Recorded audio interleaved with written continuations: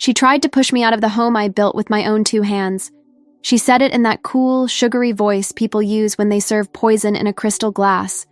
"Helen, you have to understand, this house is more ours than yours now." In that instant, the floor vanished beneath me. Not from fear of losing a roof over my head, but from the weight of being treated like a guest in my own story. The woman I once called daughter wanted to bury me alive between the walls that still held my husband's laughter and the scent of my boy's childhood. Everything I was, love, devotion, memory, became old decor in her mouth. But I didn't cry. I didn't argue. Some battles are won with the silence of someone who already knows her own power. While she was reshuffling boxes in the garage, saying it was to make the space more functional, I realized it wasn't the space she wanted to reorganize. It was my life. And there, alone, staring at the photos stacked on the floor, I swore, if she wanted a war, she'd have one. But it would be a war fought with truth, and truth is a battle I never lose. If you've ever been disrespected, overlooked, or pushed out of your own story, this video is for you. Hit like, subscribe to the channel, and tell me, what would you do if someone tried to steal what you built with your heart? Before the war began, life had a different sound. Mornings were filled with the smell of fresh coffee and the creak of the old floors in the Crawford house, the home Arthur and I built with our own hands, brick by brick, laugh by laugh. Arthur used to say, "A house is the mirror of the soul that raises it." And for 25 years, that mirror reflected love, respect, and simplicity. When he passed, the silence grew heavier, but not sad. It was the kind of silence that holds memories, not regrets. On Sundays, my son Daniel would come visit. He brought flowers, laughter, and stories from work. When he introduced me to Melissa, I thought life was giving me a new reason to smile. She seemed perfect, polite, elegant, full of plans. The kind of shine that dazzles at first glance and blinds you after. In the early months, she called me Mama. She cooked with me, praised every corner of the house. I believed her. I wanted to believe. But love, like trust, needs to be fed. And little by little, she started taking the seasoning out of things. The changes came dressed up as kindness.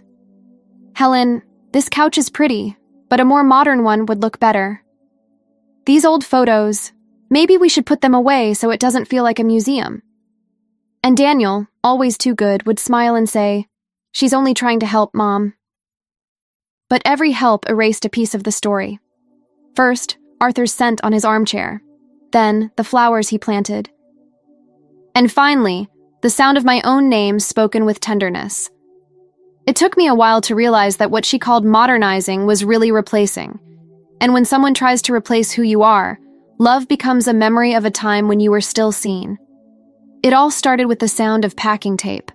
That sharp, tearing sound cut through the air like a warning, not just a bit of cleaning up. I came back from the grocery store and found 2 men stacking boxes in the garage. My boxes. The photos, albums, and the books Arthur gave me on our first Christmas together, all piled up as if my life had an expiration date. "What's going on?" I asked. Melissa smiled without even looking up. "Oh, Helen, we're just reorganizing the space. The house needs to breathe." Breathe. The word echoed like mockery, because the only one struggling to breathe there was me. What she wanted to reorganize wasn't the house, it was my presence. In the following days, the house's scent changed. That strong disinfectant smell took over everything, smelled like cleanliness, but also like erasure. Melissa scrubbed away Arthur's fingerprints from the walls, the touch of his memory, the marks of our story. "I want this place to feel more like me." And she did. She made it cold. She made it empty. One afternoon, I walked into the living room and saw our wedding portrait leaning against the wall, face down. "The frame's old, Helen. That's all," she said. But I knew it wasn't about the frame. It was about erasing. Days later, she arrived with a rehearsed smile and a paper in her hand. "Just a simple agreement to split expenses. All you need to do is sign." The title seemed harmless, but something told me to read it twice. And there it was, hidden at the bottom, betrayal in fine print. In case of natural death, the property will be transferred to Daniel Carter and spouse. I looked at her in silence. Time seemed to stop. Do you think I'm that careless, Melissa? She smiled. Of course not. It's just a favor. A favor. The word sounded sweet, but it was a sentence. That night, I sat on the porch, diary on my lap, heart at war. I wrote, "When the love in a home is tested by greed, even the wind changes direction." The sky was heavy with clouds, and for the first time, I understood. The danger didn't come from outside. It slept under the same roof. After that contract, nothing felt natural anymore. The house that had always embraced me now seemed to watch me. Every creak of the floorboards, every door that slammed sounded like a warning. Melissa started controlling the very air I breathed, without shouting, without commanding, just suggesting. "Helen, let me handle that. Helen, you must be tired." And what she called care was really a rehearsal for replacement. One morning, I walked into the kitchen and smelled that disinfectant again. She was cleaning out the china cabinet, the same dishes Arthur and I bought on our honeymoon. "These cups are way too old. Should I donate them?" I smiled softly. "Donate your impatience, Melissa. My story's still in use." She laughed, but the sound was hollow. Something cracked inside her that day.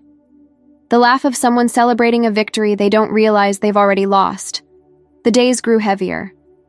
I noticed clothes disappearing, papers not where I'd left them. When I asked, she'd answer in that syrupy tone, "You've been forgetting things, Helen. Don't stress yourself." Forgetting. That word hurt more than any insult, because that's what she wanted, to turn me into a ghost inside my own home. One night, I heard whispers in the hallway. Her voice, low, sharp, venomous. "Just convince Daniel she's confused. After that, everything's solved." My whole body froze. I leaned against the wall and closed my eyes. I didn't cry. I memorized every word. The next morning, I locked my bedroom cabinet with an old key. Inside, I placed Arthur's will, the deed, and my diary. I locked away a piece of my naivety, too. 2 days later, a realtor showed up. "I heard the house is for sale." "Who told you that?" He showed me an email. Signature, Melissa Carter. I stood still. My blood went cold, but my soul burned. "This house is not for sale, and it never will be." I closed the door, leaned my forehead against the wood, and promised myself, no one will erase me alive. But what came next was even crueler. A dinner, a smile, a trap, and the certainty that the war I'd been avoiding had already begun. That dinner confirmed what I already knew, but still didn't want to face. Melissa and Daniel sat across from me with porcelain smiles and iron intentions. Between the wine and the words came the blow disguised as affection. "Mom, we were thinking, maybe it's time to sell the house. It'd make things easier for everyone." Melissa added softly, "You wouldn't have to worry about a thing. We'll take care of it all." Take care, the most dangerous verb in the language when it comes from a greedy mouth. I stayed calm. My hands trembled around the spoon, but my eyes didn't waver. "Interesting. And where would I go, Melissa?" She smiled sweetly. "We can find a quiet place for you. Something smaller, more suitable for your age." The taste of dinner vanished. I swallowed silence and pride, and swore it would be the last time she dictated my future. The next morning, I waited until they left. Then I sat at Daniel's computer. He'd left it open on the kitchen counter. I didn't do anything illegal. I just looked for myself. And there it was, email exchanges with the bank, photos of the house attached, and one message titled, "Property Evaluation, Urgent." I took a deep breath. They didn't want to help me. They wanted to erase me from the paperwork. 2 days later, the mailman brought an envelope from the bank. Inspection request for property reassessment. Signature, Melissa Carter. It was official. They were trying to write me off the map while I was still breathing. I picked up the phone and called Grace Miller, my neighbor and friend for over 30 years. She listened quietly, then said in that wise tone only age can give, "Helen, don't react. Observe. Evil reveals itself." That night, as I made tea, I heard Melissa in the garden, speaking on the phone. "As soon as she's gone, this house is mine." Grace, from the other side of the fence, recorded everything. In that recording, I heard more than a sentence. I heard greed confess itself. I opened my diary and wrote, "When the enemy feels safe, destiny has already started working." I knew what to do next. It was time to find someone who knew this house as well as I did. Someone who once helped Arthur and me build it, and who still believed in paper and promise. A name came to mind, clear as the chime of an old bell: Edward Barnes. Edward Barnes's office was still on the same old street, a little house with red doors, the scent of wood and bitter coffee. When I walked in, time folded back on itself. It was there that Arthur and I had signed the first document for the Crawford house, our hands shaking with happiness and hope. Edward stood to greet me, wearing that same discreet smile he'd had 30 years ago, just with more wrinkles and wisdom. "Helen Crawford, I thought you'd never need me again." "Neither did I, Edward, but it seems destiny had other plans." I told him everything: the boxes, the contract, the realtor, the email, the recording. He didn't interrupt once. He just listened, with the calm of a man who knows that justice has its own rhythm. When I finished, he opened a drawer, pulled out a yellowed envelope, and said, "I've kept this all these years. I never throw away documents from clients I respect." Inside was the original copy of the deed. Then he explained, with the steady voice of a man of law, "Your contract has a lifetime clause, Helen. As long as you're alive, no one can touch this house. Not your son, not your daughter-in-law." Tears came, but not from sorrow, from relief. For months I'd felt myself fading, but that paper reminded me, truth still exists. "So what do I do now, Edward?" He leaned forward. "Nothing, not yet. We'll digitize this deed and place a legal block on it. That way, any sale attempt will be automatically rejected." "Do you still believe in justice, Edward?" "I believe in women who refuse to lose their own names." I left his office with the papers in my hands and the ground steady beneath my feet again. When the wind brushed my face outside, I could almost smell Arthur's scent. Soft, warm, familiar. Maybe coincidence, maybe blessing. When I got home, Melissa was in the living room going through some papers. She looked up and asked, "Did you get anything sorted out, Helen?" I smiled. "Yes, I decided to keep on living." She laughed, thinking it was a metaphor. But that day, for the first time, the war began to turn. That night, the whole house seemed to listen. The clock in the living room ticked louder, the wind slipped through the cracks, and even Melissa's footsteps sounded different, measured, possessive. She walked into the kitchen without knocking, holding a glass of wine. "We need to talk, Helen." "Then talk." She sat down, crossed her legs, and started with the calm tone of someone rehearsed in front of a mirror. "I don't want to fight. I just think it's time for you to rest. This house is too big, too full of memories. Daniel and I can take care of everything." I looked at her. Every word was weighed, deliberate. "So when exactly would you like me to leave?" "As soon as we find somewhere comfortable. I can help you look." Her serenity hurt more than shouting ever could. But I didn't answer right away. I took a sip of my coffee and let the silence do what words couldn't. She grew impatient. "You're looking at me like I'm your enemy." "No, Melissa. I'm looking at you like someone watching an actress who hasn't learned her role yet." Her smile vanished. "Daniel says you've been forgetting things, that you're confused. I'm worried about you, really." There it was. Gaslighting disguised as compassion. They wanted to paint me as incompetent to justify the theft. "Melissa, I may forget a date, but I never forget intentions." She stood abruptly, exhaling hard. "The world has changed, Helen. This house needs new people, new ideas. New people aren't the same as better ones. Her tone hardened. The mask slipped. You should be grateful. I could have let Daniel put the house in his name alone. And you should have learned that gratitude isn't demanded. It's earned. The silence that followed was heavier than anything I'd ever felt.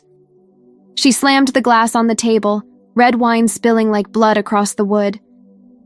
Then she whispered, low and sharp, "This house will be mine, one way or another." I stood still. She stormed out, slamming the door, and I, alone, took a deep breath. I opened my diary and wrote, "Today I saw danger's face without disguise, and I realized that courage is drinking coffee in your own kitchen, even when the enemy sleeps in the next room." But a seed of doubt had already taken root. What if Daniel really believed her? What if a mother's love wasn't enough to save him from manipulation? I needed proof, and more than that, I needed a plan. The next morning, sunlight hit the windows differently, as if the house itself was trying to warn me that the game had changed. I picked up my diary, sat on the porch, and began listing what I knew, and what I still needed to figure out. The contract was illegal. The deed was safe with Edward Barnes. Grace's recording was my hidden card. And Melissa still thought I was just a tired old woman. That's when I noticed something strange. The bottom drawer of my bedroom cabinet was open, and one envelope was missing. Not just any envelope, the one that held my marriage certificate and an old photo of Arthur smiling on our porch titled "Our First Day Here." My body went cold. This wasn't theft of a document, it was theft of memory. That afternoon, while watering the plants, I heard voices from the living room. Melissa was on the phone, her voice trembling, different. "I can't keep doing this. She trusts me." I froze. She was crying. "I know what I agreed to, but she treats me like family. I'm not this kind of person." For a moment, I almost felt pity, but seconds later, she wiped her tears and her tone turned cold again. "Fine, we'll do it my way, but fast." That's when I realized. Her heart swung between guilt and greed, and that swing would become my greatest weapon. The next morning, I left the gate unlocked on purpose. I knew Grace, curious as ever, would stop by to check if everything was okay, and I needed a witness. While we were having tea, Melissa rushed in, holding an envelope, pretending to stay calm. "Helen, a letter from the bank came for you. Want me to read it?" I grabbed the paper before she could open it. The golden logo gave it away, a property reassessment request.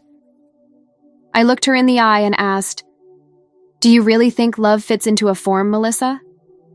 Grace sat quietly beside me, watching everything. Melissa's face went pale. She tried to smile. "Must be a mistake. The only mistake is thinking a woman's kindness equals weakness." She left, visibly shaken. And I calmly called Edward. "Edward, I want to do something that ensures this house will never fall into the wrong hands again." "You're thinking what I think you're thinking?" "Yes. I want this house to live beyond me." Silence on the other end. Then a soft sigh. "Helen, you always had vision. Now you have courage, too." I closed my diary and wrote, "Greed wants possession. Love wants permanence. Today, I chose love." As the sun went down, I heard soft footsteps behind me. It was Daniel, looking uneasy. "Mom, Melissa's been acting strange, crying, nervous. Maybe her conscience is starting to hurt." He looked at me in a way he hadn't in a long time, as if, for the first time, he could see the mother behind the woman he'd thought fragile. And at that moment, without saying a word, I knew. The game was turning. The following days were filled with deliberate silence. I knew that when an enemy feels watched, they end up revealing themselves. So I observed, patiently, the same way Arthur and I once watched flowers grow in the garden. First, I took back control of the documents. I unlocked the cabinet and organized everything. The original deed, the will, old bank statements, and, most importantly, the draft of a charitable foundation Arthur had started years ago but never registered. Reading his old notes brought tears to my eyes. On a yellowed page, he had written, "Helen, A true home isn't what we own, it's what we protect. The idea of the foundation wasn't new. It was his. All I had to do was finish what he'd begun. That afternoon, I went to see Edward Barnes, who greeted me with a satisfied smile. "So you've made your decision, Helen?" "I have. The Crawford house will become a refuge for those who've lost their own." We spent hours drafting the legal plan. The house would be transferred to the Arthur Crawford Foundation, officially registered, with a preservation and social use clause. Legally, no one, neither Daniel nor Melissa, could ever sell it or claim ownership. When we finished, Edward said, "From now on, anyone who tries to steal this house will have to face both the law and its legacy." I signed the document, feeling something within me finally align. It wasn't revenge, it was justice with roots. But before making it official, I needed one final piece. Proof that the scheme had started with Melissa. Grace, my neighbor, brought me exactly what I needed. She showed up one night holding a flash drive. "I saved this for you, Helen." The street cameras caught her meeting the realtor. We watched in silence. There she was, Melissa, smiling on the sidewalk, pointing toward the house, saying things the cameras couldn't record. But her gesture said it all. She was showing off the gate, the garden, the entrance, like someone who already believed she owned it. "Is this enough?" I asked. "More than enough," Edward said the next day when I showed him. "But wait for the right moment. Sometimes timing matters more than proof." That night, I sat on the porch with my diary open. The wind moved the curtains, mixing the scent of hydrangeas with coffee in the air. I wrote, "When destiny seeks justice, it moves slowly but surely. And what's planted with love blooms even in stolen soil." As I wrote, I heard Daniel's car pull up. He came in looking tense. "Mom, Melissa's been distant. She says she's going to stay at her mother's for a while." "Maybe that's for the best. Sometimes silence heals what greed sickens." He looked at me hesitant. "I never asked you, Mom. What did Dad leave me?" I looked at him with both tenderness and sorrow. "More than possessions, my son. He left you the example of what it means to be a real man." He nodded quietly, but in his eyes, I saw the beginning of regret, a spark of clarity. The truth was about to be born. And when truth is born, even the smallest light makes lies disappear. Autumn arrived carrying the same wind that once brought Arthur's scent. But this time, the air didn't bring back memories. It carried purpose. As the foundation process moved forward, I realized I needed someone who understood the power of words and reputation, someone who could turn silence into story. That's when I met Margaret Ellis, a retired journalist and volunteer at the town library. A woman with silver hair, fiery eyes, and a voice that had clearly survived centuries of injustice. She approached me after a lecture on memory and legacy. "You're Helen Crawford, right? The woman from the historic house on Maple Street?" "Yes, that's me. I've heard whispers about your story, but never from your own mouth, and I think the world needs to hear it." A chill ran down my spine. It felt as if the universe had just handed me an invisible microphone. I invited her for coffee, told her everything, from Melissa's first manipulations to her plan to force herself into inheritance. Margaret listened closely, calm and sharp, like someone who sees further than most. "Helen," she said, "what your daughter-in-law tried to do isn't just a family betrayal. It's symbolic. It's the attempt to erase the generation that built the very ground others walk on." I stayed silent. She continued, "Let me help. I'll write an article. Not scandal, but reflection. A piece about women pushed out of the homes they built themselves." Her words hit me deep. This wasn't just about me anymore. It was about all of us. That evening, Margaret came with me to Crawford House. She wanted to feel the place. She walked through the rooms in silence, touched the walls, and murmured, "It smells like strong memory. This house won't allow theft, Helen. It's crying out for justice." I left her alone for a few minutes, and when I returned, she was standing before Arthur's portrait. She smiled. "He looks like a man of his word." He was, and his word still protects me. 2 days later, her article appeared in the cultural column of the local paper. Invisible women, the keepers of home, and the heirs of greed. It didn't name names, but everyone in town knew exactly who it was about. The story spread quickly.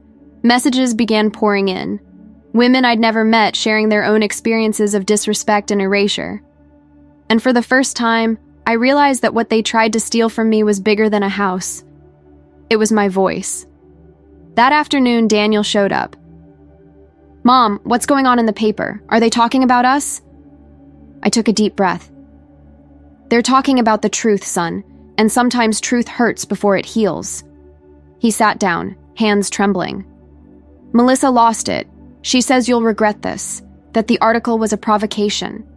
She doesn't understand, Daniel.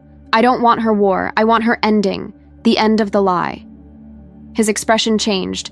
I saw the boy I once raised, the man who had finally woken up. And in his eyes, there was something new.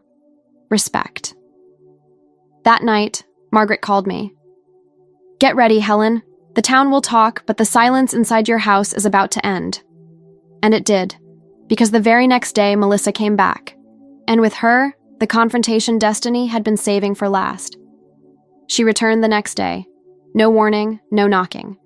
The front door burst open like thunder, and Melissa walked in, eyes glossy with rage and expensive perfume. "Congratulations, Helen. You're a local celebrity now." "I didn't seek fame. I sought justice." "Justice? Printing lies in a newspaper is justice?"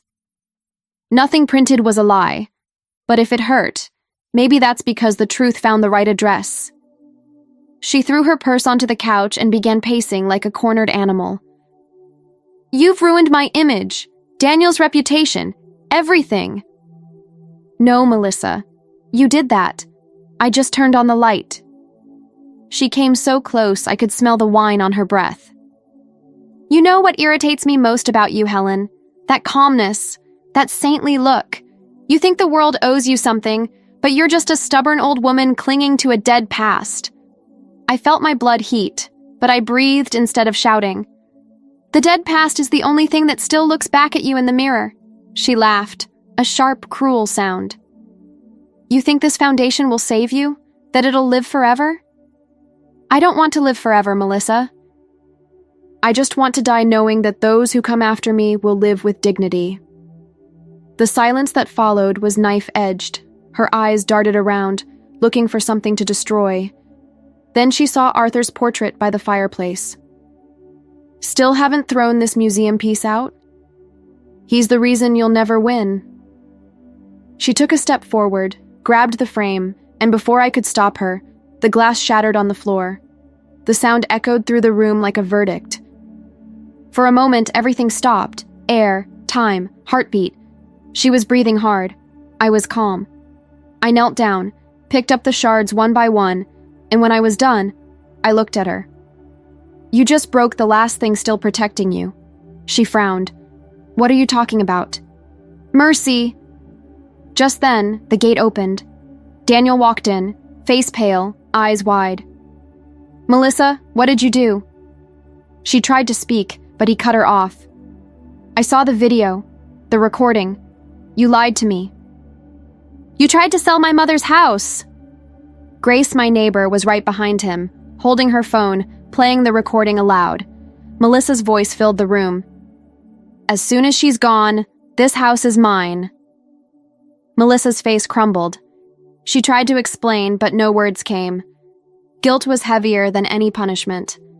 Daniel's eyes filled with tears. "I trusted you, and I doubted my own mother." I stood, heart steady. "Son, don't look at her with hatred. Anyone who destroys what they love has already punished themselves." Melissa turned toward me, tears spilling. I never meant for it to go this far. But it did, and now, life will collect the debt." She stumbled toward the door and left. The sound of the gate closing behind her was the sound of an ending. Daniel fell to his knees before me. "Mom, forgive me." I touched his face gently. "Forgiveness is the only thing I still have whole. And it's with that I'll rebuild what they tried to break." That night, Crawford House finally slept in silence. But it wasn't the silence of fear. It was the silence of turning tides. The morning after the confrontation, the sun rose softly, as if the sky itself knew that justice needed gentle light to begin again. Crawford House was quiet, but now it was a peaceful quiet, not an oppressive one. I sat at the table with a cup of coffee and my diary open. I wrote, "The lies are gone. Now the truth needs to live here." Melissa had left during the night. Daniel, ashamed, asked for time to figure out what's left. And I understood too. Love doesn't die. It just moves to a different place. That same day, I called Edward and Margaret. It's time to make it official. They arrived shortly after noon. On the table lay the folders with all the documents, the recording, the newspaper article, and the new charter for the Arthur and Helen Crawford Foundation. Edward spoke plainly. With this signature, the house becomes unseizable and a protected public property. No sale or fraudulent inheritance can ever touch it. I signed slowly, feeling each letter like a prayer. Margaret, emotional, recorded the moment. "Helen, your story could inspire thousands of women. Can I share this footage?" "Share it. The story belongs to all of us now." That afternoon, we filmed my testimony. I sat on the porch, the wind playing with my silver hair. Looking straight into the camera, I said, "For years they told me to stay silent, but silence speaks too, and mine screamed for justice. Today, I'm turning my home into a sanctuary of memory and dignity, because no one can steal what's made of love." While we filmed, Grace appeared, carrying fresh flowers for the garden. I smiled. "Still think evil wins, Grace?" "No, Helen. Evil makes noise, but good has an echo." We laughed like people closing a chapter. The next day, the video went live on the Foundation's website and across local networks. Its title was simple, "The Home That Survived Greed." Views poured in. Women from all over the country wrote messages. Some said, "You told my story." Others said, "Thank you for proving we can still win without hate." But the biggest surprise came 2 days later. An envelope arrived in the mail. No return address. Inside, a handwritten letter. "Helen, I saw the video. You won, and in a way, I did too. Forgive someone who didn't know how to love. Melissa." I folded the letter and placed it in my diary, between the pages where Arthur's first note still rested. My heart felt light. Justice had been served, but forgiveness, that was the true victory. I closed the diary, looked at the restored portrait, and whispered, "Arthur, the house is safe, and so am I." The wind came through the window, carrying the scent of hydrangeas. For the first time, that home truly breathed peace. The Arthur and Helen Crawford Foundation event was set for a bright spring afternoon. The entire town seemed curious. Some came out of respect, others out of guilt, and a few just to see the woman who faced silence and won. The garden bloomed with hydrangeas swaying in the breeze. The porch had been turned into a stage, and a banner hung above it reading, "Preserving memories is preserving love." I sat in the front row beside Margaret Ellis, Edward Barnes, and Grace, my loyal neighbor. The sound of chatter filled the air like a chorus of life. Then, the gate creaked open. Conversation stopped. Daniel walked in wearing a dark suit, his face solemn, eyes glistening. Behind him, hesitant, smaller somehow, was Melissa. Not smaller in stature, but in pride. The arrogance was gone. Murmurs spread through the crowd. She stepped forward slowly, stopping just a few feet away. "May I stay and watch?" I met her gaze. Of course, the truth always has room. The audience quieted. Margaret took the stage, microphone in hand. Today, this house opens its doors again, not just as a building, but as a symbol of justice, memory, and love. What was nearly destroyed has risen stronger, and that's thanks to her, Helen Crawford. Applause began softly, then swelled until it filled the yard. I rose, heart steady, and walked to the microphone. Sunlight warmed my face, and for a brief moment, I felt Arthur in the wind. For so long, they said women my age should just accept things. Accept being forgotten, disrespected, dismissed. But there's one thing we must never accept: the loss of our voice. The silence that followed was complete. They tried to take my house, but what they really wanted was to erase the woman who lived in it. And I've learned this: when a woman is erased, the world loses an entire story. Applause again. Some women were crying. Grace wiped away a tear discreetly. I continued. This house now belongs to every woman who has ever been disrespected but chose to stay standing. Because dignity isn't inherited, it's earned. And mine was earned with courage, with faith, and with silence. Then came a click, the sound of another microphone turning on. Melissa stood, holding it with trembling hands. May I say something? The audience tensed. I nodded. She took a deep breath. I tried to take what wasn't mine. I thought I deserved it, that I could control other people's lives. But today, I understand that real strength isn't in taking, it's in respecting. She looked at me, eyes full of tears and truth. Helen, I hurt you, and that'll stay with me. But if you'll let me, I want to help this foundation. I want to learn what dignity means by following your example. A murmur ran through the crowd. I walked toward her slowly and took her hand. This house has always had room for genuine remorse. It just never had room for lies. She cried, and something broke then. Not glass, not pride, but the very cycle of pain. Daniel stepped onto the stage, voice shaking. Mom, I doubted you, but now I see the strength of a home lies in the one who holds it together, not the one who inherits it. I embraced him. The crowd rose to their feet, clapping, cheering, weeping. Among applause, tears, and blooming flowers, Crawford House breathed again. No longer a house, but a symbol. And at that moment I understood, justice isn't loud. It's a silence that lasts. Margaret closed the event. Today, the foundation isn't born from paper. It's born from courage. The courage of a woman who refused to disappear. I looked toward the sky. The clouds glowed the same gold they had on the day Arthur proposed. I felt the wind touch my face and whispered, My love, the house is full of voices now, and they all speak your name. As people began to leave, an elderly woman approached me. Her white hair framed kind, tearful eyes. Mrs. Crawford, thank you. Today you gave us hope again. I smiled. I didn't do it alone, dear. The truth did. And in that moment I realized the house, my house, was no longer just mine. It was a sanctuary of justice and everlasting love. Months passed after the foundation's opening event. Winter gave way to a new cycle, and Crawford House bloomed again. Not just the garden, but every room, every wall, every memory. The air inside smelled of coffee, old paper, and renewal. Mornings were now filled with women's voices. Women of all ages gathered there to talk, write, cry, and laugh. The foundation had become a refuge, a meeting point for those who needed to remember their own worth.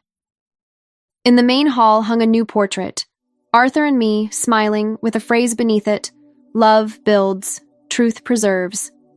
Daniel visited every Sunday. He helped with events, joked with the volunteers, and sometimes sat quietly on the porch. The same silence that once meant distance now felt like respect. He'd often say, Mom, this house speaks, and what it says is beautiful. I'd smile. It's always spoken, son. People just had to start listening. Melissa came too. She arrived early, quietly, helping prepare coffee, arrange chairs, tend the flowers. She never tried to justify the past. She simply stayed. One day, as she watered the garden, she looked at me and said, I don't deserve to be here. But you are, and sometimes being here is the first step toward deserving it. She smiled, not from relief, but from learning. Because true forgiveness doesn't erase guilt, it teaches you to live peacefully with it. Sometimes at dusk, I sit on the porch and listen to the wind move through the curtains. The scent of hydrangeas fills the house, and I think of Arthur, of everything we faced, and how love keeps protecting even when the body is gone. I look toward the open gate, where women, laughter, and new stories come and go, and I realize the house is alive. And so am I. I am no longer the woman who almost got erased from her own story. I am the one who turned injustice into inheritance, the inheritance of dignity. 2 years have passed since the day greed tried to take my home. Today, I walk through these same rooms with steady steps and a light heart. Crawford House is alive, filled with voices, laughter, and stories that bloom like the hydrangeas in the garden. Sometimes I stand by the living room window and watch women arrive with weary eyes and leave with them shining again. And I think, that's what all of this was for. Fate didn't want to destroy me. It wanted to teach me. It taught me that when something is taken from us, what remains is the chance to build something greater, based on who we are, not what we own. One day, I found Melissa talking with one of the volunteers. She was explaining how guilt can turn into strength, and I understood. Even scars can become bridges, if we let them. At night, I light the hallway lamp and look at Arthur's portrait. We did it, my love. The house is safe. And so is our dignity. The breeze flows through the window, shifting the curtains and snuffing out a candle, leaving the scent of lavender in the air. I smile. The silence now isn't emptiness, it's presence. The presence of everything I was, everything I am, and everything I've helped to grow. And if you, listening to this, have ever been silenced, humiliated, disrespected, know this: life still has room for your new beginning, even if it takes time, even if it hurts. It's never too late to stand up and say, the truth still lives here. If this story touched your heart, leave a like, subscribe to the channel, and share this video with someone who needs to remember their own worth. Tell us in the comments, where are you watching from, and how did this story make you feel? Your voice is part of this house now. And together, we keep proving that no woman can be erased once she chooses to live with dignity.